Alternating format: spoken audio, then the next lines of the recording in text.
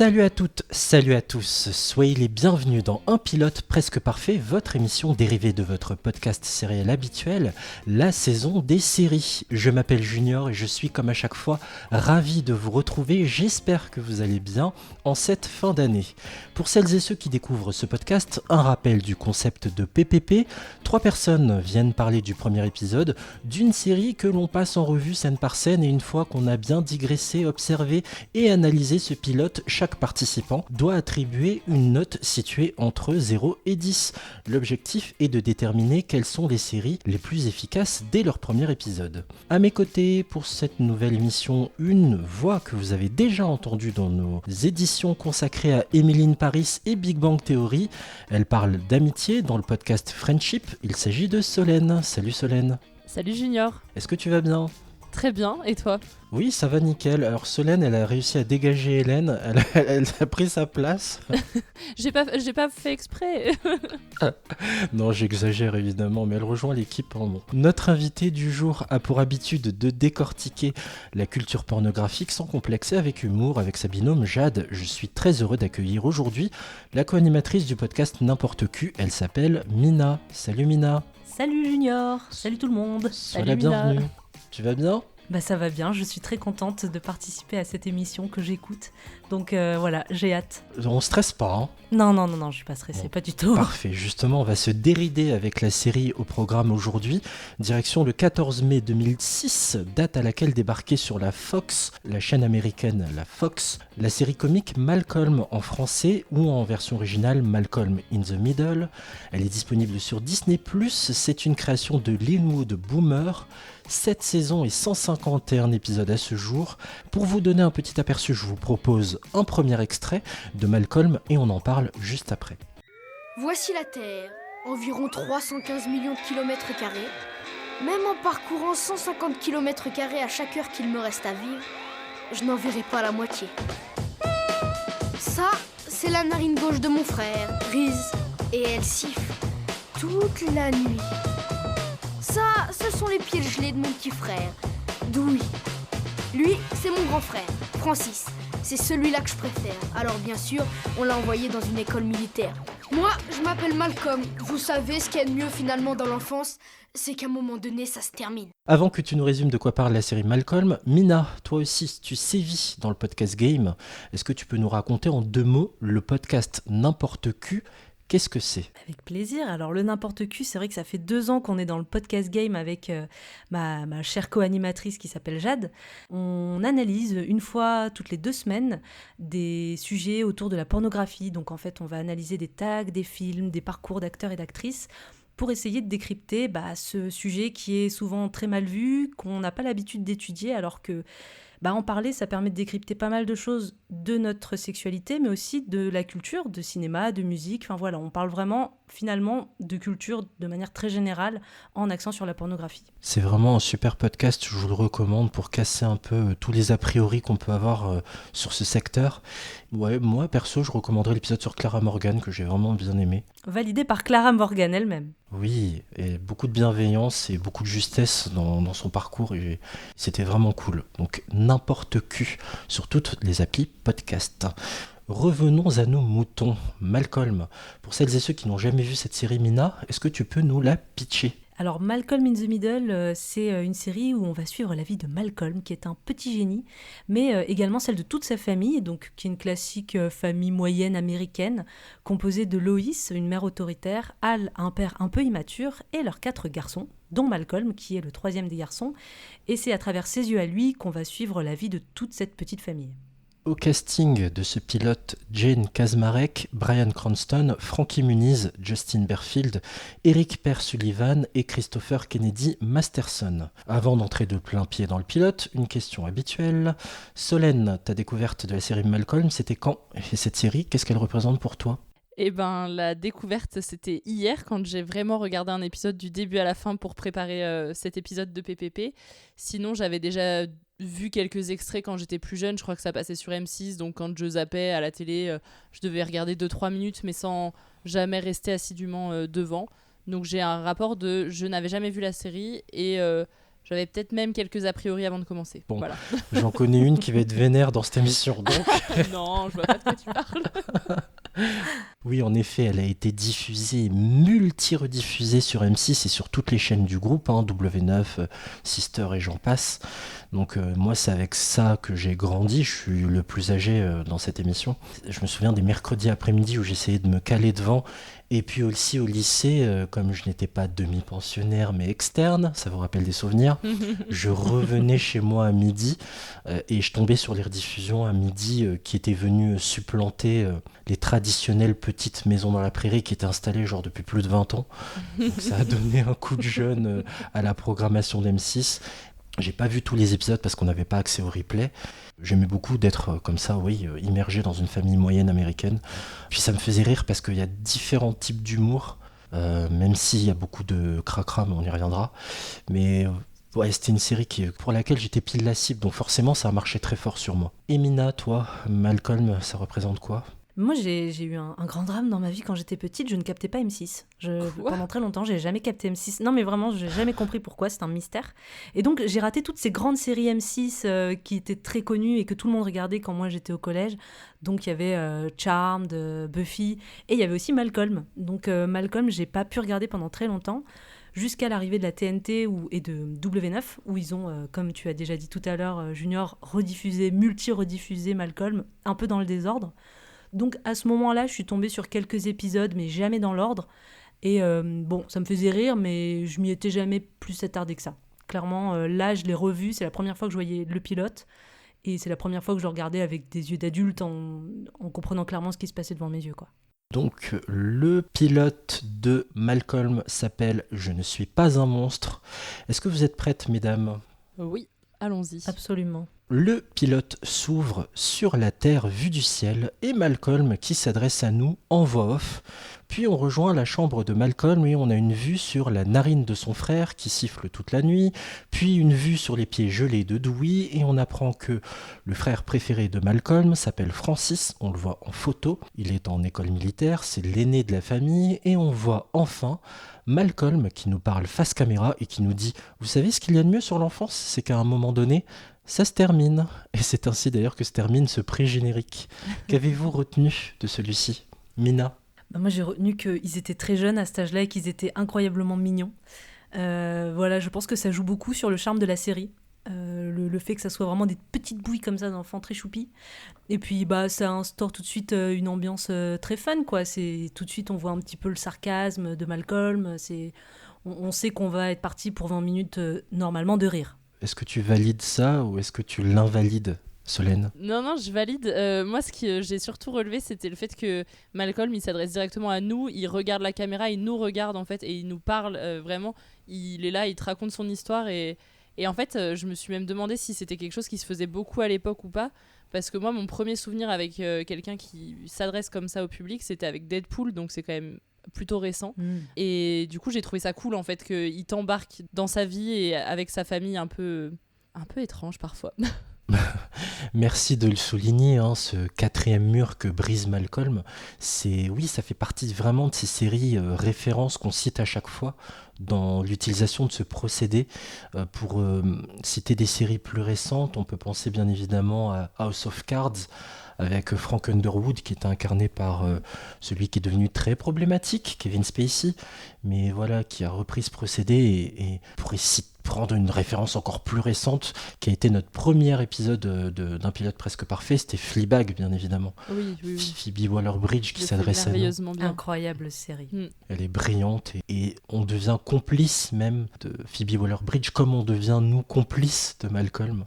C'est ça que j'aime beaucoup.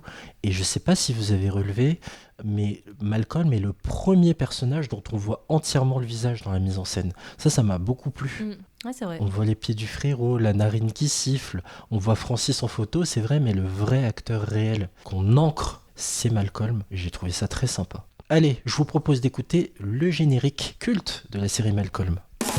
Yes, no, maybe. I don't know. Can you repeat the question? You're not the boss of me now, and you're not so big.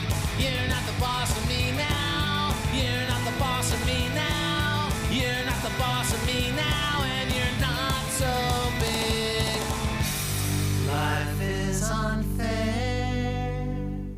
Ce générique qui est interprété par le groupe They Might Be Giant et le nom de la chanson c'est Boss of Me. Vous voulez la chanter avec moi ou... Can you repeat the question? Ouais, tu fais ça si bien. Voilà, je crois que j'entends quelques gouttes de pluie.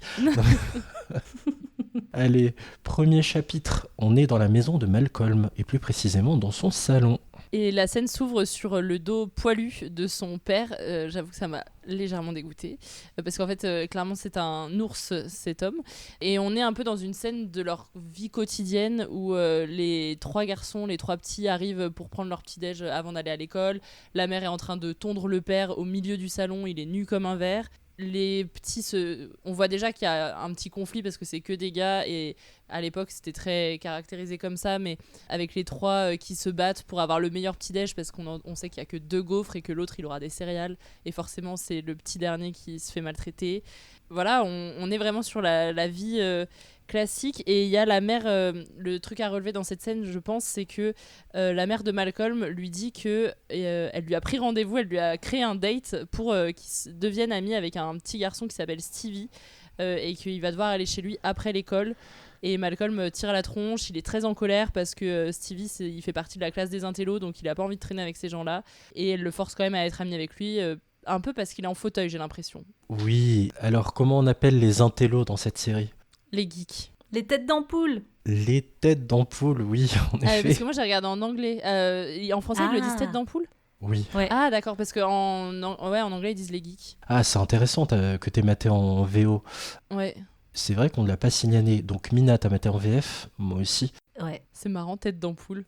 Mais oui, c'est plus marrant que geek d'ailleurs. Et c'est pas anodin, hein. Ça veut dire que dans la traduction à l'époque, le terme geek n'était pas autant ancré que maintenant en fait. Oui, ça avait pas la même signification aussi, je pense. Par contre, je voudrais juste relever un truc. Tu as raison, Solène, de préciser que c'est parce qu'il est handicapé. Je ne veux pas heurter qui que ce soit, hein. Ce sont les propos en VF, je les cite. La maman demande à Malcolm clairement « Tu vas être copain avec cet éclopé, ok ?» Et avec le sourire. C'est horrible, ça passerait Ah oui. plus évidemment aujourd'hui. Effectivement. Ouais, c'est un peu limite, mais c'est vrai qu'ils se sont parlé la première fois parce que Malcolm explique que la seule fois où ils se sont parlé, c'est parce qu'il a garé son fauteuil à côté de lui et qu'il voulait pas le dégager. Donc, je vais être du côté de Malcolm et de dire que c'est quand même un gars bien dans le fond, même s'il a pas envie d'être pote avec lui. Oui.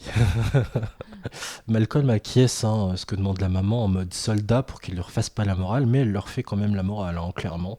En plus, c'est horrible les exemples qu'elle prend. La caractérisation de la mère, c'est quelque chose. Hein.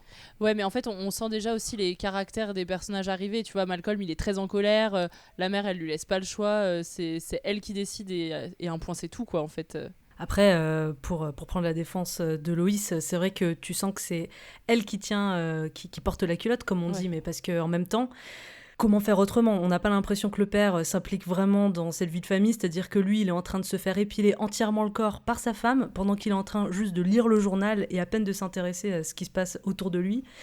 Donc vraiment, c'est elle qui s'occupe un petit peu de tout le monde, c'est elle qui les appelle pour aller descendre prendre le petit-déj, c'est elle qui pile le mari, c'est elle qui fait la morale à ses gosses. Enfin, voilà, c'est-à-dire que t'as l'impression que si elle ne tient pas la baraque, clairement, elle s'écroule. Que le père soit là ou pas, ça change rien, quoi. Oui, c'est clair. Clairement, d'ailleurs, il est très absent dans ce pilote. Et pour ancrer un peu les personnages, vous avez le papa et la maman. Donc Loïs et... J'ai oublié le nom du père, c'est terrible. Al. Merci. Loïs et Al. Et oui, vous savez comment j'ai baptisé ce chapitre ? Comment ? Séance épilation et tripotage pendant le petit-déj. Parce qu'il faut quand même expliquer que Dewey, qui est tout mignon, qui dit « Mais moi, je suis content que mes jambes, elles fonctionnent, maman. » Elle dit « Oui, je sais, t'es un bon petit, t'es mignon, toi. » Et comment elle conclut derrière ? Arrête de te tripoter, non ? Elle lui dit pas arrête de te toucher ou je sais pas quoi. C'est ça. Franchement, t'as rigolé quand même à ce moment-là. Moi, j'ai légèrement souri. J'avoue que c'est pas là où j'ai le plus rigolé. J'ai rigolé dans cet épisode. Hein. Vous allez m'entendre dire du mal, mais j'ai quand même rigolé. Hein. Ah, quand même. Oui, madame, à vos ordres. En disant oui, maintenant j'évite la leçon de morale. Vous les gosses, Raté. ça vous paraît normal d'avoir des jambes en bon état de marche. Seulement, vous vous trompez. Il peut vous arriver n'importe quoi, comme une méningite ou un accident de voiture. Je peux vous coller une fessée sans le faire exprès, vous touchez la moelle épinière aussi. La vie est une loterie journalière. Et le premier prix, c'est de pas vous retrouver dans un fauteuil avec juste vos mains pour avancer. Tâchez de ne jamais oublier ça. Moi, je suis contente que mes jambes elles marchent, maman. Je sais, chérie, toi, t'es un beau petit. Arrête un peu de te tripoter. On prend nos cartables pour se rendre tous ensemble à l'école. Alors les enfants sortent de la maison pour aller à l'école avec leur petit sac de sandwich un peu à l'américaine. Et ce qu'on découvre, c'est que Dewey, c'est clairement une victime, mais c'est pas une victime uniquement aux yeux des autres, mais notamment vis-à-vis de ses propres frères et de sa propre famille, qui essaie de s'en débarrasser en disant que non, c'est à toi de t'en occuper, je m'en occupe pas et tout. Donc bon, finalement, c'est Malcolm qui finit par devoir s'occuper de Dewey et de le ramener jusqu'à l'école. Ils marchent sur le trottoir ensemble. Dewey lui fait une petite crise pour qu'on lui tienne la main. Donc voilà, on sent que c'est un enfant un petit peu naïf et un petit peu, j'allais dire fragile, mais c'est pas de la fragilité que de vouloir prendre la main de son frère. Mais voilà, on sent qu'il est vraiment bully, le pauvre. Et en fait, on a un autre camarade de classe qui débarque dans la scène pour dire à Malcolm que, à ce qui paraît, son grand frère est en prison. Donc Malcolm va expliquer que absolument pas. Il nous parle à nous, spectateurs, en disant « C'est dingue comment sont les gens ».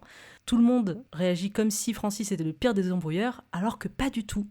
Et là, on va avoir un espèce de moment de flashback avec plusieurs scènes où Francis parle face cam comme s'il s'adressait à ses parents. Francis, c'est vraiment quelqu'un de bien. Ouais, en faisant un grand discours d'excuses où il leur demande pardon, il va faire son mea culpa avec en fait différents environnements. Comme ça, on voit un petit peu toutes les situations dans lesquelles Francis s'est trouvé. Donc, on a devant la porte d'entrée, menotté dans le dos avec un flic derrière lui. On a dans une chambre avec une meuf qui sort du lit qui est en train de se rhabiller. Et le dernier qui est dans la rue devant une voiture cramée. Donc j'avoue, ça m'a un petit peu fait rire. C'est hyper dynamique, en plus c'est très rapide. Donc en je sais pas combien de temps ça dure peut-être 20 secondes. On a déjà un joli portrait qui est brossé du grand frère Francis. Tu as raison de souligner ce montage très très cut. Il n'y a pas de temps à perdre, il y a très peu de temps mort. Il y a des scènes où ils sont clairement posés, nos personnages, mais vraiment c'est dynamique, c'est ce que j'ai apprécié le plus. Et j'adore l'exercice de contrition de Francis. Mais je vous jure, c'est pas moi, je vous jure, je l'ai pas fait exprès. Le mec, c'est François Lambrouille. Solène sur cette scène. Vous avez tout résumé. Moi, le seul truc qui m'a fait rire, c'est que la voiture qui était en train de brûler derrière lui n'appartient même pas à sa famille. Voilà. Justement, c'est tellement un chien fou. En fait, on nous décrit un chien fou que sa mère pouvait plus le gérer. Allez hop, tu vas te calmer à l'école Faut dire militaire. qu'elle a déjà beaucoup trop de choses à faire, quoi. C'est ça. En fait, le problème, c'est le père, clairement, disons les choses. Aussi, il en glande pas une, ouais. Bryan Cranston, il est plus actif dans Breaking Bad que dans cette série, je vous le dis. Bon, on reprend notre petite route avec les trois garçons, là. Ouais, on retourne au présent et on rencontre un nouveau personnage qui s'appelle Dave Spath, qui est en gros le harceleur de l'école. Donc Malcolm s'adresse à Dewey en lui faisant répéter les précieux conseils à appliquer si jamais Dave Spath s'attaque à lui. Donc en gros, s'il te chope, je me roule en boule. S'il se met à cogner, je me roule en boule. Donc voilà, en gros, Dewey, le pauvre, ne peut être rien d'autre qu'une victime, mais en même temps, quand il parle, il est trop mignon, et donc voilà. Oh, le brief de la mort, quoi. Et pour bien expliquer ici, en fait, Dave Spath, c'est une petite merde. C'est une raclure. Retenez Clairement, bien ouais. ça. Avec sa bande de petits cons, pardon. Ah bah oui, tu peux y aller, Solène. C'est vraiment les clichés, enfin les personnages très clichés qu'on voit uniquement dans les films américains qui se passent dans les lycées, dans les écoles. Enfin, il y a que dans les séries américaines et les films américains que j'ai vu ce stéréotype aussi cliché du harceleur. Vraiment le gars complètement teubé, complètement débile, qui n'est là que pour cogner. C'est vraiment la terreur de l'école en plus. Enfin, Ouais. on le verra plus tard, mais tu vois vraiment qu'il n'y a que sa bande qui est avec lui, quoi. Tous les autres ont peur de lui. On rejoint le cours d'art plastique de Malcolm. On découvre une prof qui est très proche de ses sous, je vous le dis. Alors, après l'aquarelle faite que sont en train de réaliser les gamins, elle veut que pour la peinture des fruits que vous allez faire juste après, elle a amené une corbeille de fruits qui est sur son bureau, les gosses manipulent avec précaution les fruits. Faites gaffe les gamins, je les ai payés de ma poche, c'est pas donné, ok. Malcolm a fait une très jolie aquarelle, sa voisine de classe le félicite, tout comme sa prof. Et quand il lui montre l'aquarelle, il s'est levé vers son bureau à base de « Waouh, elle est magnifique ta technique, Malcolm !» Pendant ce temps-là, Spaz, donc le harceleur, là, est jaloux comme c'est pas permis. Et je vous l'ai dit juste au-dessus, c'est une raclure. Il va mettre de la peinture rouge, il va l'appliquer sur la chaise de Malcolm qui, quand il retourne à sa chaise, en a plein les fesses. Plan suivant, la prof dit à Malcolm, tu es attendu du côté du secrétariat, il faut que tu y ailles maintenant. Et notre héros dit, ok, mais il veut pas se lever, un long blanc. Et puis la prof insiste, il faut que tu y ailles. Mais évidemment, quand il se lève, tout le monde rit de cette blague un peu potache. Qu'avez-vous retenu de cette scène, Solène ? Ouais, moi j'ai retenu plusieurs choses. Déjà que Spat, je sais pas comment on dit, le harceleur, là, le relou, ça allait être un personnage récurrent et qu'on va le voir, je pense, très souvent dans la série. Et aussi, t'as pas dit grand chose dessus, mais dans la scène, il y a une petite blonde qui est la voisine de Malcolm. On sent qu'elle crush un peu sur Malcolm et je pense que ça peut créer des histoires entre les deux parce que. Ouais, elle a un petit regard de ouais, il est vraiment trop intelligent, il fait une peinture qui est trop belle, je l'aime trop. Donc voilà, moi c'est ce que j'ai retenu de cette scène principalement, c'est les histoires qui peuvent déjà se créer avec les personnages. Mina ? Moi, c'est plus vers la fin de cette scène, notamment quand en fait il se relève les fesses pleins de peinture. C'est une scène qui peut être horrible parce que on parle quand même de harcèlement, donc c'est une chose horrible. Et du coup, tu te dis, mais ça va être affreux de voir ça. Et je trouve que la série a au moins l'intelligence de cacher ça, c'est-à-dire qu'au lieu d'avoir des plans des enfants qui sont en train directement de se moquer de lui et lui qui est vraiment gêné devant tout le monde, on va avoir un cut pendant lequel les rires moqueurs commencent et continuent, mais lui, on le voit dans la cour de récré en train de se diriger tout seul vers le secrétariat. Donc ça permet un petit peu de rendre le harcèlement... cette scène moins agressive et moins dure à regarder, je trouve. Oui, on voit pas les regards non plus moqueurs et tout. C'est ça. Donc c'est vrai que ouais, je suis d'accord avec toi. C'est marrant ce que tu dis parce que je l'ai noté en mode humour malaisant, mais c'est vrai que pour te rejoindre, le malaise est atténué par les cuts, comme si on voulait pas frapper trop fort auprès d'un public que l'on sait jeune, ado. C'est intéressant. Dans la technicité, mine de rien, c'est plus soigné qu'on le pense. Après, je sais pas si c'est un bien ou un mal. Est-ce que c'est bien de dissimuler le mal qu'il est en train de vivre ? Est-ce que c'est bien d'atténuer ? J'en sais rien. Des séries plus tard ont tranché, quand on repense à 13 Reasons Why, ils ont fait le choix de présenter le suicide de façon frontale. Donc tu vois, dans les années 2000, on estimait que non, et puis dans la deuxième moitié des années 2010, on a changé. Are you Malcolm? Yes, and I didn't do anything. You're not in trouble, Malcolm. You're here because some of your teachers think you're... you know what? I just want to play some games with you, okay? Puzzles, stuff like that. Why? Boy, oh boy, you are a suspicious little Dickens, aren't you? Okay. Now, you can look at this picture for 60 seconds, and I want you to tell me everything that's wrong with it, okay? The man only has 4 fingers. Right. But this time, I want you to take your time and really look at The it. car's shadow's going the wrong way. The steering wheel's on the wrong side. There's no brake pedal. The words in the mirror should be backwards. The guy's watch wouldn't say 12 o'clock if he's looking at a sunset. And I have red paint on my ass. That's right, red paint all over my ass. J'avais baptisé la suite, tu vas rejoindre les têtes d'ampoule, mon garçon. Rencontre avec Caroline et Malcolm se défend. Il se dit mais j'ai rien fait, pourquoi je suis là moi ? Donc Malcolm a rejoint donc la fameuse secrétaire. Je sais pas ce qu'elle est, c'est une secrétaire, c'est une CPE, c'est une prof, j'ai pas bien compris. Moi j'ai mis institutrice Caroline parce qu'on découvre après qu'elle donne cours. Ouais, moi j'ai juste mis qu'il allait dans un bureau parce qu'en fait ils disent juste qu'il a rendez-vous dans The Office, en fait ils disent Le en secrétariat. anglais, ouais. Et Caroline veut faire passer des tests à Malcolm car des profs ont remarqué que tu es super intelligent, jeune homme. Et Malcolm, lui, il est en mode je trouve toutes les erreurs sur cette photo en moins de 2. Il y avait un chrono établi, mais lui, en même pas 10 secondes, il a trouvé toutes les erreurs. Il les énumère toutes une par une en même pas 15 secondes. Et la secrétaire est sciée, enfin la prof, on va dire, est sciée. D'autant plus que Malcolm dit « J'ai de la peinture plein les fesses » en mode « Tu m'emmerdes avec tes tests, je suis indisposé parce que j'ai sur le derrière, ok ?»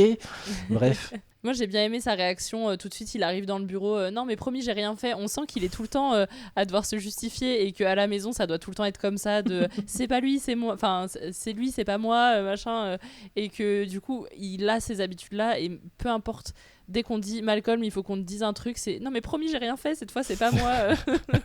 Donc ça m'a fait rire.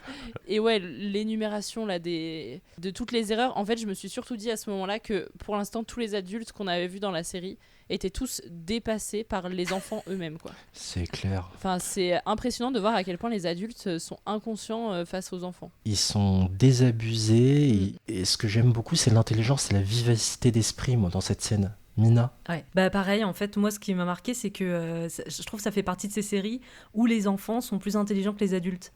En plus, là, ça se justifie parce qu'on comprend que Malcolm est vraiment plus intelligent que la moyenne. Mais ouais, ça fait partie de ces trucs où les adultes, en fait, sont représentés comme des personnes pas très smart et pas très fut-fut, quoi. Un petit peu, de manière un peu plus trash, je pense à South Park. Donc ouais, moi je l'ai bien aimé parce qu'en plus, le pauvre Malcolm, il est tout énervé, il sait pas comment se tenir, il a de la peinture plein les fesses.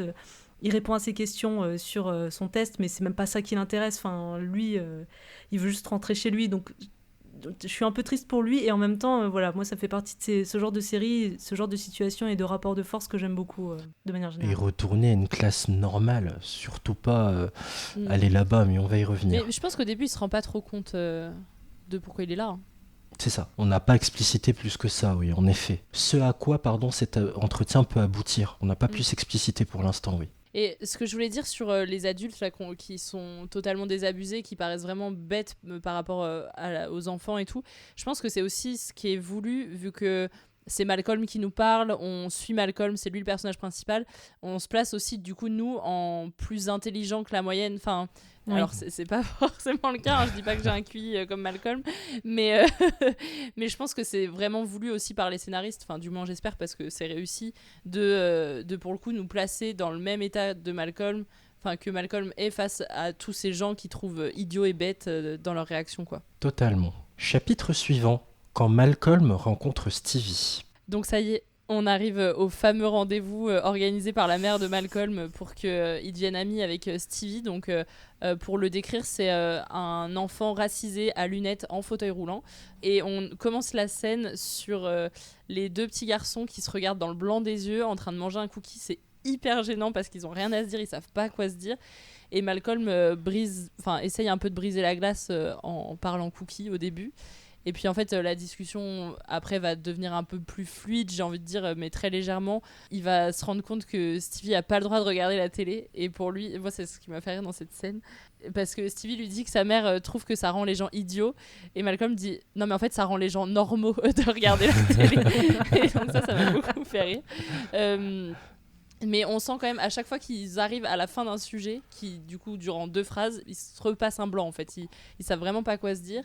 Et jusqu'au moment où en fait où Malcolm découvre la passion pour les comics de Stevie, il a vraiment un comics store quoi chez lui. Enfin, c'est impressionnant le nombre de comics qu'il a. Enfin, et donc ça en devient un sujet. Et là on se rend compte que Malcolm c'est aussi quelqu'un d'attentionné parce que il regarde les exemplaires que Stevie a, mais il veut pas les lire parce qu'il a peur de les abîmer. Et je trouve que en fait, ça donne aussi de l'émotion et de l'humanité à ce personnage de Malcolm que pour l'instant on voyait tout le temps énervé et en colère. Donc ça, j'ai bien aimé. Sa mère l'avait glissé, je sais plus à quel moment de l'épisode elle le glisse, mais elle dit que c'est un bon garçon.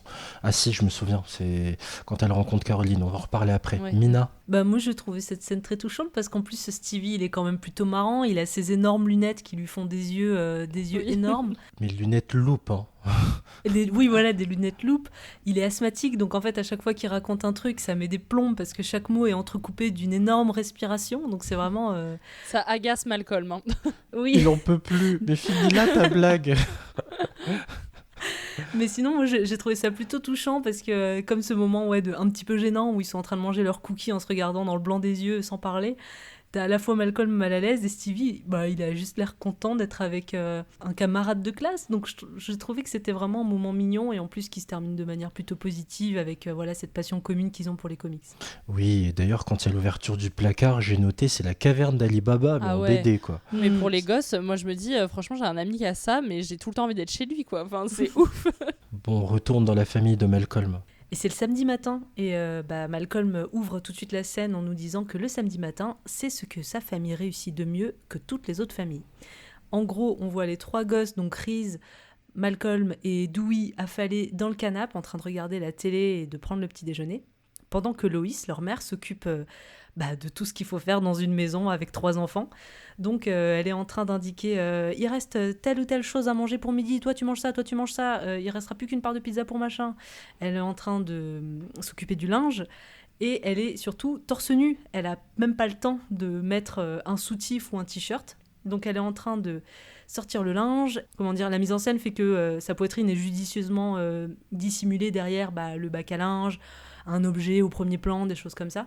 Et donc elle prend sa pile de linge et puis elle va commencer à ranger les trucs dans la chambre des enfants. Et il y a un coup de téléphone. Malcolm va répondre après s'être battu avec Reese sur qui allait répondre. Ils se battent beaucoup dans C'est cette tout le série. temps la bataille. C'est la bagarre tout le temps avec eux. C'est vraiment infernal. C'est l'octogone toutes les 2 minutes avec eux. C'est-à-dire que cette maison, elle est constamment dans un brouhaha infernal de cris qui viennent à la fois des enfants qui se battent, mais aussi de la mère qui leur dicte plein d'ordres tout le temps. Donc là, il y a le coup de téléphone, c'est finalement Malcolm qui a perdu et qui va devoir répondre, et c'est Francis à l'appareil qui appelle pour avoir Lois au téléphone, donc sa mère, afin de réclamer de l'argent de poche 2 semaines plus tôt que prévu. Le problème, c'est que Lois l'entend fumer à travers le combiné, donc ça va fortement l'agacer. Elle s'énerve, elle le confronte un petit peu, puis finalement elle va se radoucir en lui disant que pour l'argent de poche, elle en parlera à Al, leur père. Donc la conversation se termine alors que Francis en plus la remercie et lui dit « je t'aime » et elle lui a déjà raccroché au nez. Mais elle se rend compte qu'elle lui a raccroché au nez et elle regarde le combiné, elle le remet, elle essaie d'appuyer sur les boutons et de dire « je t'aime », mais bon, c'est trop tard. Donc voilà. Il est en école militaire, hein, donc on peut pas rappeler comme ça.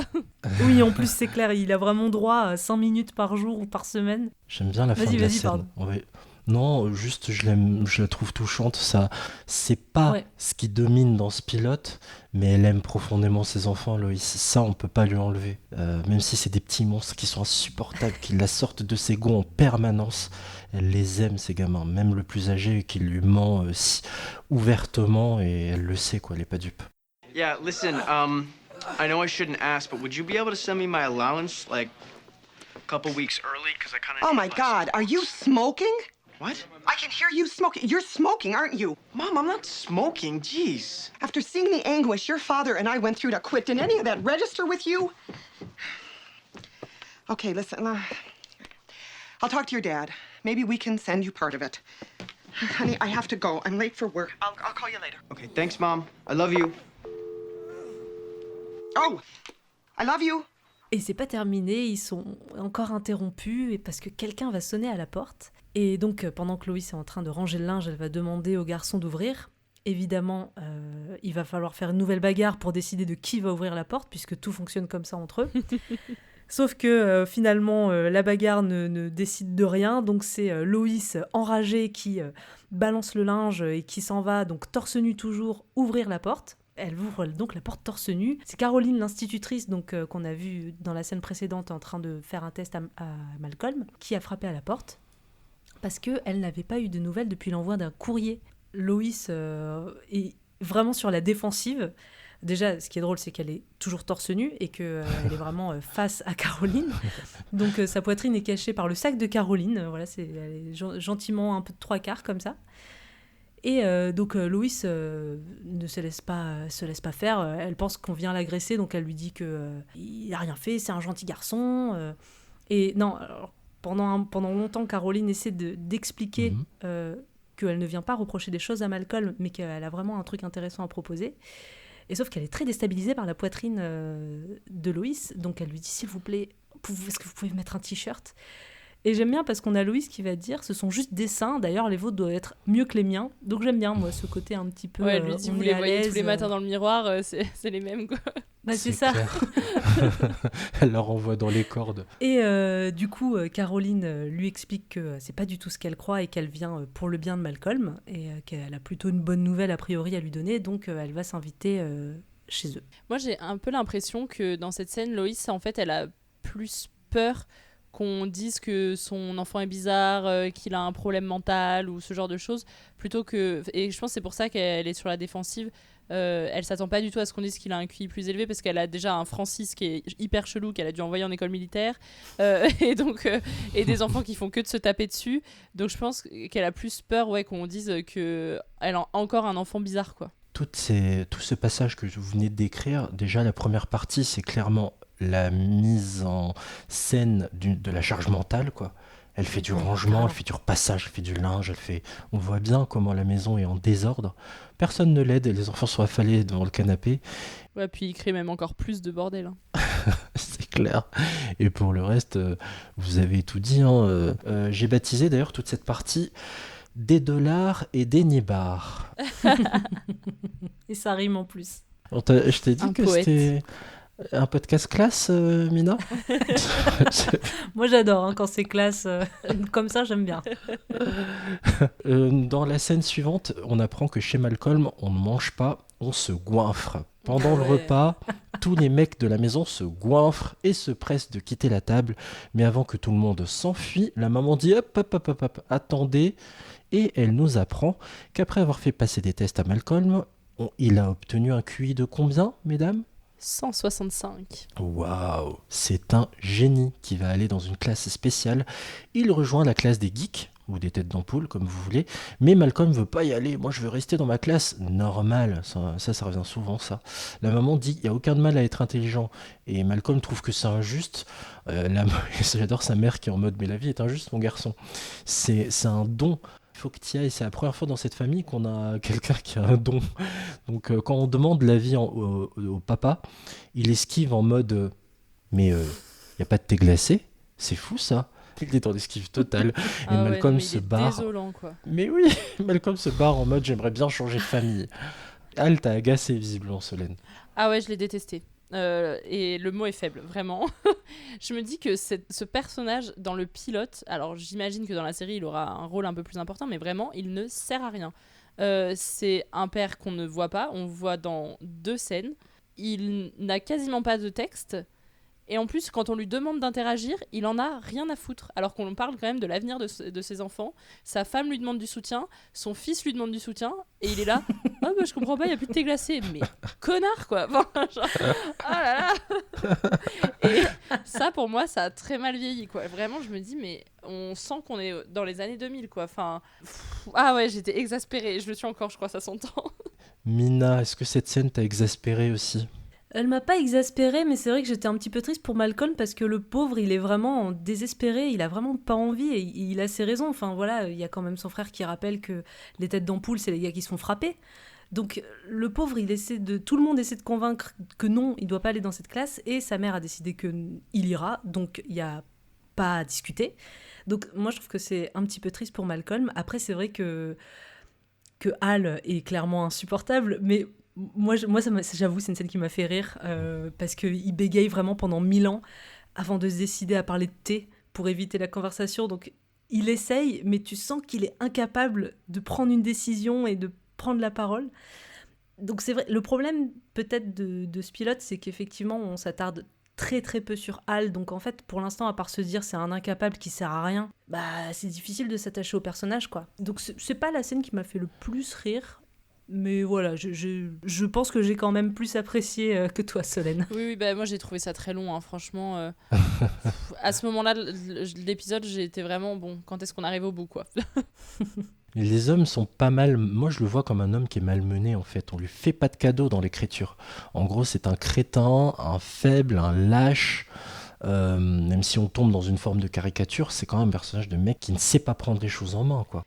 Ouais, mais tu vois, souvent, à l'époque, moi, j'ai l'impression plutôt dans les séries, les pères, alors oui, ils sont pas présents dans l'éducation et tout, mais c'est quand même toujours, tu vois, cette figure que les enfants adorent, avec qui tu rigoles et tout, machin, qui a le bon rôle. Là, il a juste pas de rôle. Il est totalement absent. Ça change au fur et à mesure. Mais pareil, il y a un mec qui a un gros crush dans le boulot de Loïs. Vous n'avez pas vu la suite, mais j'oublie son nom. Ah oui, j'ai regardé le 2e épisode. Moi, j'ai enchaîné avec le 2e épisode, donc je vois le personnage. Le monsieur qui est un peu fort et qui est fou amoureux de Loïs et tout, qui est lourdingue avec ça, lui aussi est complètement... C'est un raté, quoi. C'est un raté. Il aimerait être à la place de Hal, mais il y sera jamais, le pauvre. Quelle place, en même temps, personne ne la veut. Hein. Voilà, ça c'est fait.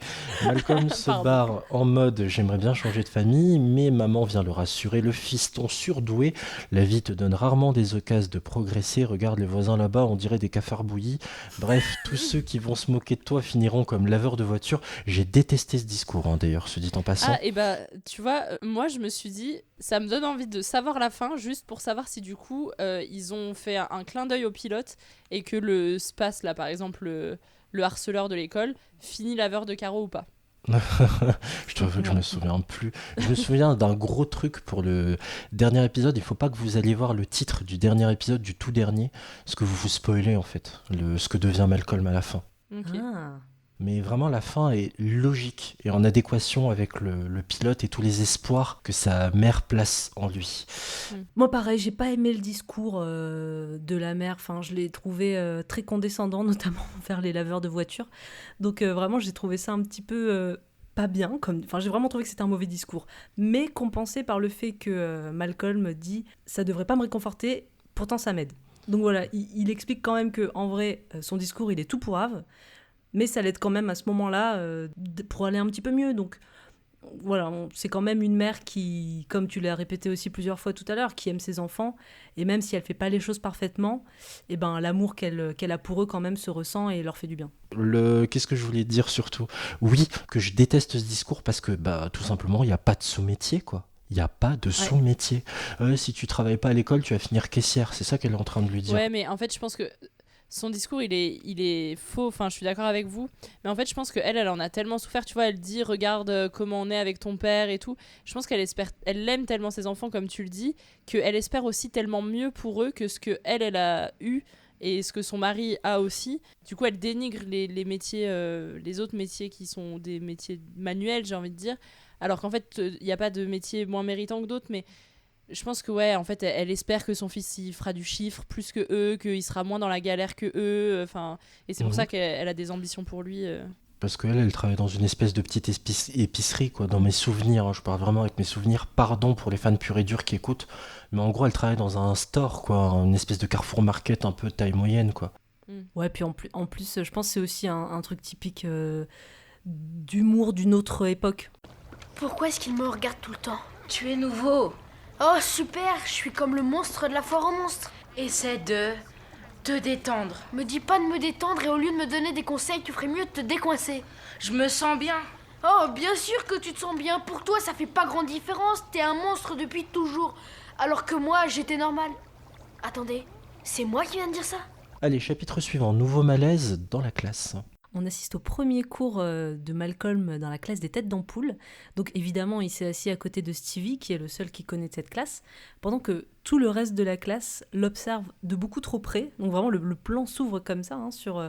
On a à peu près, je sais pas moi, un peu moins d'une petite dizaine de gamins qui le regardent avec tout le déguisement, l'accoutrement cliché des intellos, donc avec les pulls de vieux, les chemises à carreaux, les grosses lunettes. Et donc ça agace un petit peu Malcolm, mais Stevie lui explique que c'est normal, après tout c'est le nouveau, c'est un peu la curiosité du moment, il faut qu'il se détende.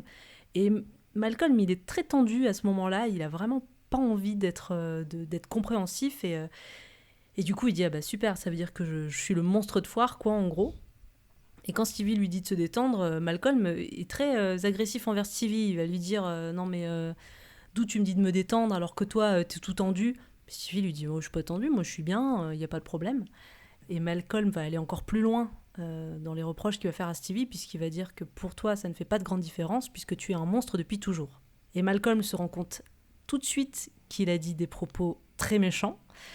Donc il s'adresse à nous Fascam en disant « Je pense qu'à mon avis, il y a peu de chances qu'il m'excuse après ça, c'est un peu trop tard ». Et effectivement, Stevie ne l'excusera pas. Oui, il se dit merde, attendez, c'est moi qui viens de dire ça? En gros, c'est ça. Et ouais, tu l'as très bien dit plus haut, hein, juste avant, Mina. Il a un bon fond, il est sensible, il veut pas faire du mal aux autres.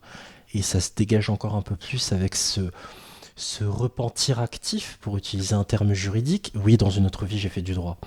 Dans ce j'ai merdé, mais je vais essayer de me rattraper du mieux que je peux. Mais c'est trop tard, quoi, le mal est fait. Et Stevie lui dit « Tu es nul ». Vous imaginez si je fais le podcast à cette vitesse-là? Et encore que je suis allé vite. Hein. Quelle angoisse. Direction la récré, la cour de récré. Ouais, donc là on se retrouve sur une vision vue du dessus de Malcolm qui est tout seul à une table de repas pour le repas du midi. Et en fait là Malcolm du coup s'adresse à nous et explique pourquoi il voulait pas faire partie des geeks ou des têtes d'ampoule, parce qu'en fait ça signifie directement que tu deviens radioactif. Et donc on voit tout un cercle d'élèves qui est autour de lui, mais vraiment très loin, pour dire de pas choper sa maladie, quoi. Et s'il se décale un tout petit peu sur la table du repas, le cercle se décale et ainsi de suite. Et ça, j'ai bien aimé la mise en scène, j'avoue. Et on n'avait pas de drone à l'époque. Oui. Et après, du coup, on repasse sur une scène où on voit Malcolm, on n'est plus vu du dessus, quoi, qui du coup se retrouve tout seul. Il voit que Stevie mange lui aussi tout seul. Et il dit, bon allez, ça me saoule de faire ça, mais il faut quand même que j'aille m'excuser. Apparemment, il doit pas avoir trop l'habitude des excuses. Il va vers Stevie pour s'excuser. Et là démarre la meilleure scène du pilote, selon moi. Et d'ailleurs, Malcolm le dit aussi. Et en fait, je me suis dit vraiment, on était tout le temps dans la peau de Malcolm, parce que, en fait, j'avoue que moi, je me suis un peu ennuyée tout au long du pilote. Et là, Malcolm nous prévient, nous dit... là, ça va être la meilleure scène. Je vais même vous la mettre au ralenti pour que vous appréciez le spectacle. Et effectivement, on est sur le meilleur moment du pilote. Où en fait, il reçoit un gobelet sur la tête qui est envoyé par la terreur de l'école, la Space, et sa bande de débiles. Il réagit parce que Malcolm est toujours en colère, donc de toute façon, il peut pas se canaliser. Et ça va partir en baston. Et une baston qui a coup de « je te jette un yaourt à la figure » et tout. Et au final, Malcolm se baisse et le point de la terreur va venir se mettre sur le menton de Stevie, mais quand même assez délicatement, vu que c'est au ralenti et tout, on voit un tout petit tapotage sur le menton, et Stevie en joue et regarde Malcolm et fait exprès de basculer son fauteuil vers le sol. Et donc là, tout le monde insulte Space de « ouais, mais t'as tapé un handicapé, en plus il a des lunettes, t'as trop abusé » et tout. Et on voit le petit sourire de Stevie une fois que les autres élèves l'ont aidé à se relever à Malcolm en mode on est trop potes maintenant, on se soutient, on est ensemble, quoi. Donc, Grave. Donc ça, j'ai bien aimé. J'adore son sourire en mode on les a bien eus. Ouais, c'est clair. Et puis autre phrase qui m'a marqué, c'est juste avant que Malcolm soit sur le point de se prendre ce coup de poing dans la tronche, il dit « Je voudrais partir en courant, mais mes jambes refusent. » Oui, bah moi j'ai adoré cette scène forcément, mais parce que c'est la libération. Je pensais pas qu'en un seul épisode de 20 minutes, enfin de 20-30 minutes, on aurait déjà la revanche des intellos face aux harceleurs. Et franchement, c'est très satisfaisant de voir ça, parce que souvent, je trouve que dans les séries et les films, toutes ces histoires de harcèlement, ça traîne en longueur et c'est quelque chose qui est douloureux à regarder. Et là, en 25 minutes, c'est réglé en fait. Il a sa revanche, elle est hyper satisfaisante, elle est rigolote. En plus, il joue beaucoup, le ralenti joue beaucoup là-dessus. Quand il effleure le menton de Stevie, il y a un espèce de petit bruitage, comme une espèce de petite clochette qui sonne, qui accentue vraiment le côté ridicule. Et puis en plus, il y a tous les élèves de la cour qui se sont réunis derrière Malcolm en mode oh, quelqu'un ose tenir tête à lui, oh là là, faut qu'on voit ça parce que vraiment, il peut nous sauver, quoi. Enfin... Même les potes de Spaz se sont retournés contre lui. Hein. Oui, mais oui. Et j'adore comme quoi on peut régler, ne faites pas ça, hein, les plus jeunes qui nous écoutent, on peut régler à coup d'aneth dans la gueule du harcèlement scolaire. Je trouve ça fabuleux. Bon, la série se termine, hein, on a, vous savez, ces crédits producteurs exécutifs. Et puis finalement, on a quelque chose en post-générique où Malcolm s'adresse à nous, hein, clairement, il est en mode quatrième mur, il nous parle directement et on apprend que tout est bien qui finit bien, car pour le principal, Spaz a voulu agresser Stevie pour lui piquer son repas, mais Malcolm s'est interposé, donc il apparaît comme une espèce de chevalier blanc. On apprend ensuite que Spaz a pleuré. Et puis, face à Malcolm, qui est assis devant sa maison, on ne sait pas trop où, le plan est resserré. On a un plan suivant sur des oiseaux en train de bouffer les poils tondus par la maman. Donc, les poils du papa tondus par la maman en pré-générique, souvenez-vous. Et puis, on entend une espèce de voix au loin. On reconnaît la voix de Dewey, on ne comprend pas trop. Puis, la caméra, le plan s'élargit, la caméra s'éloigne. Et puis finalement, sur un plan large, on observe que Malcolm est assis sur une poubelle et que dans cette poubelle, il y a Dewey qui demande à sortir. Je ne sais pas si vous avez réussi à déchiffrer ce qu'il disait, je dois avouer que je n'ai pas tout compris. Il demande à sortir parce qu'il a un insecte qui lui est rentré dans la narine. Et Malcolm lui dit mais de toute façon je peux rien faire pour toi. Démerde-toi. Donc du coup reste là-dedans quoi. Voilà, attends, je m'adresse aux téléspectateurs, pourquoi tu m'emmerdes là? Oui c'est ça. J'ai pas fini. Voilà. Et c'est ainsi que s'achève le pilote de Malcolm. Est-ce que vous avez une chose à ajouter sur cette conclusion post-générique? Je peux dire que j'ai pas aimé. Est-ce que les gens ont compris que j'ai pas aimé? Ah oui, bah justement, juste avant, je vous propose un extrait et je vais essayer de vous donner quelques clés pour voir s'il faut continuer Malcolm ou non. Comment tu m'as appelé? T'es sourd en plus? Tu me fais plus peur. J'en ai plus rien à faire, Space, d'accord? Tout ce que t'es capable de faire, c'est t'en prendre à tout le monde. Sauf à tes babouins d'esclaves, bien sûr, qui d'ailleurs font seulement semblant de t'apprécier. Ils te détestent au moins autant que les autres. Mais t'es trop occupé à te montrer méchant pour t'en être rendu compte. Je partirais bien en courant, mais mes jambes refusent. Maman a raison, c'est important d'en avoir. Waouh! Je sais pas vous les gars, mais moi les têtes d'ampoule, ça me prend bien la tête.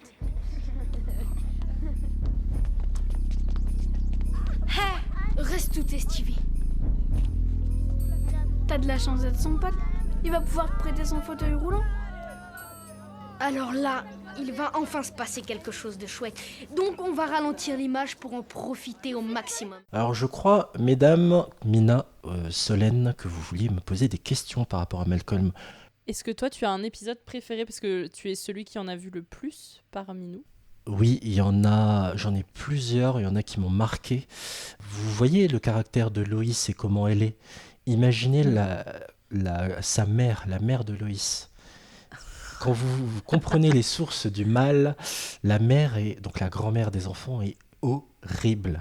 Et il y a un épisode qui m'a profondément marqué, c'est que on la voit sur plusieurs saisons au fur et à mesure, et il y a un épisode où elle risque sa vie pour éviter à Dewey de se faire renverser par une voiture et elle lui laisse une jambe. Donc elle y perd une jambe et là elle devient encore plus horrible qu'elle ne l'était avant. Donc c'est fabuleux. Son interaction elle avec Loïs et avec les enfants est géniale, c'est l'un de mes épisodes préférés. Et sinon, pour essayer de redorer un peu le blason de Hal, il y a un épisode que j'aime beaucoup où Malcolm Reese, Dewey ont bien grandi. C'est quand ils font une partie de bowling et Hal se prend au jeu. Et je sais pas si vous êtes fan de tennis, mais si vous avez déjà vu un match de Rafael Nadal, vous savez qu'il a des tics avant chaque service. Oui. Ouais. Et ben là c'est pareil, Hal, quand il se met à jouer au bowling, il est excellent. À chaque fois il enchaîne, il enquille les strikes, c'est le cas de le dire, des quilles. Et il a des tics, genre il passe un pied derrière son mollet, le pied droit sur le mollet gauche, il fait des craquements du cou, il boit, il sirote une boisson, il y a toute une préparation qui est à mourir de rire. Tout l'épisode sur le bowling est à mourir de rire. Pendant ce temps-là, Malcolm essaye de pécho un crush, enfin, il est génial. Voilà les épisodes qui m'ont le plus marqué. Trop bien. Ça donne envie de regarder la suite. Moi pas. Les rabat-joie. Tu vas nous expliquer pourquoi? Bah oui. Alors oui, tu vas nous expliquer pourquoi dans la notation. On arrive à la phase de notation dans ce pilote presque parfait. Après tout ce qu'on a dit sur ce pilote, je vous écoute, mesdames, pour votre note et la justification de celle-ci avec une appréciation globale. Alors, je vous invite à livrer les forces et les faiblesses de la série. Je rappelle l'échelle de notation que j'ai évidemment piquée au célèbre quotidien sportif L'Équipe. 10 parfait, 9 comme notre invité du jour, parfaite, 9 exceptionnel, 8 très bon, 7 bon, un bon pilote, 6 satisfaisant, 5 moyen comme l'animateur de cette émission, 4 insuffisant, 3 mauvais, 2, arrêtez de rigoler.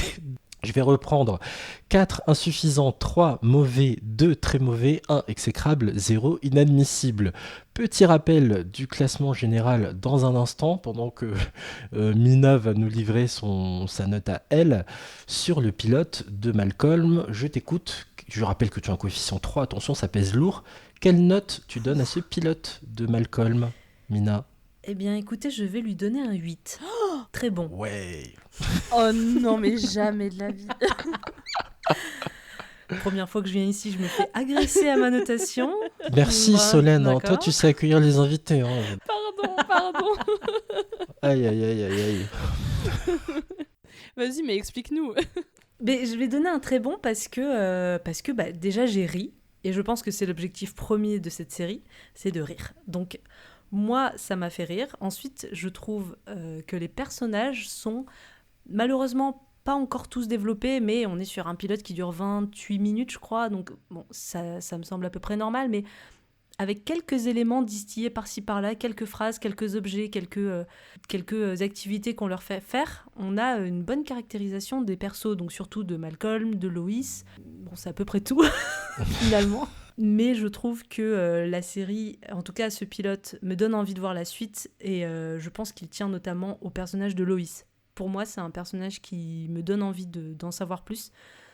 C'est presque, pour moi, le deuxième personnage principal de la série après Malcolm, parce que c'est la charge mentale représentée devant vos yeux, en fait. Donc c'est douloureux, mais en même temps, c'est marrant à voir. C'est quelqu'un qui est autoritaire, parfois insupportable avec ses gosses, mais en même temps très touchante, qui les aime. Et voilà, moi, je pense que cette série, j'ai presque envie de la continuer pour Lois, plus que pour Malcolm et ses aventures. Et je pense ensuite que c'est un 8 qui est peut-être un petit peu influencé par le côté nostalgique. C'est une série des années 2000. Alors moi, j'ai pas grandi en regardant cette série, mais il y a le côté... il y a la caméra, la texture de l'image, il y a la tête des acteurs qui sont vraiment trop choupis. Stevie, Malcolm, Dewey, c'est vraiment... Je trouve qu'ils sont trop mignons et ça joue vraiment au côté attachant de la série. Après, pourquoi j'ai pas mis un 9 ou un 10 parce que dans ce pilote, il y a quelques personnages qui sont un peu laissés de côté. Hal, moi j'ai envie d'en savoir plus. Là, il passe juste pour un mec un petit peu teubé. Donc ça n'aide pas forcément à le trouver attachant. Je suis d'accord. C'est marrant, c'est assez récurrent les personnages pas écrits dans le pilote. C'est marrant ça. À force de faire des PPP, je le remarque. Et il n'est pas écrit, Hal, en fait. Mais en plus, il a l'air d'être beaucoup moins important que la mère. Alors que Malcolm, c'est sûr, que la mère, mais même par rapport aux autres frères. On dirait vraiment c'est celui qui passe à la toute fin. Parce qu'en plus, je crois qu'on ne dit jamais même comment il s'appelle. Enfin, il est jamais présenté. Malcolm, au début, présente ses frères. Il présente pas ses parents. Et on le voit quasiment pas, quoi. C'est ça, mais il prend beaucoup plus de place. Après, ça s'équilibre plus, même si bien sûr la mère a des trames, des arcs narratifs beaucoup plus élaborés. Et puis Francis, pareil, vous le voyez que dans un flashback, mais je peux vous assurer qu'il y a toujours des trames. Les enfants, les frères entre eux, Lois, Hal et Francis dans son école militaire, puis plus tard, là je m'adresse aux fans, dans le ranch de Otto, puis encore plus tard quand il va rencontrer sa future femme. Voilà, il y a vraiment beaucoup plus d'arcs que vous ne le pensez en fait. Tout ça va se mettre en place plus tard. Ok, d'accord. Pardon Mina, oui. Non, j'avais à peu près terminé. J'allais peut-être juste terminer sur... pareil, pourquoi j'ai pas mis 10 ou 9, c'est notamment dû au fait que pourquoi Dewey se fait victimiser à ce point-là ? Il est trop choupi, il a une voix trop choupie, et vraiment c'est une victime, et c'est vraiment une victime gratuite. C'est-à-dire que dans le fond, il a jamais l'air de faire quelque chose de mal, mais il s'en prend toujours plein la gueule par ses frères. Et du coup, je trouve ça un petit peu triste. Et c'est le genre de vanne qui me fait pas forcément rire. Voilà. Mais je reste sur un très bon. Vu comment on est sensibilisé maintenant au harcèlement, Aussi, forcément, c'est clair. C'est difficile de regarder ça. C'est plus compliqué de rire de ça, en effet. 8, coefficient 3 pour Mina. Solène, je t'écoute. C'est beaucoup trop. Moi, je pense que si j'avais découvert la série en 2006, j'aurais mis 5. Mais on est en 2022 et je mets 3. Je suis désolée. Oh la violence. Non mais vraiment, en fait moi il y a beaucoup de choses, alors au-delà de... En fait déjà l'image a hyper mal vieilli. Franchement, regardez, c'est de mauvaise qualité hein, et c'est normal.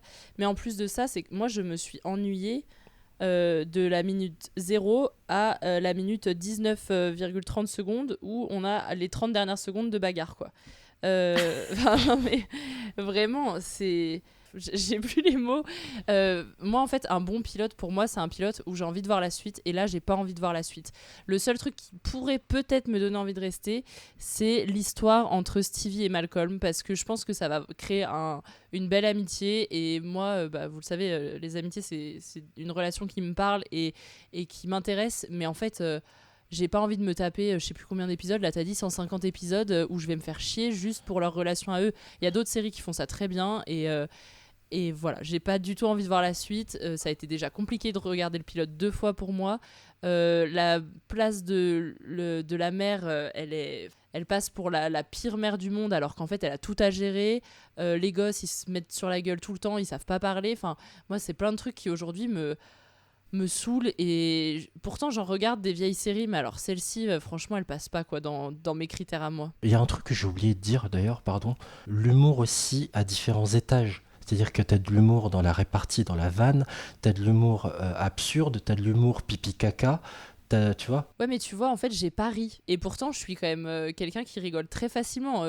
Enfin, on avait fait Big Bang Theory juste avant. J'avais rigolé de A à Z. Et je regarde encore la série maintenant. Je pense que tout le quartier m'entend quand je rigole. Et là, franchement, j'ai pas rigolé, quoi.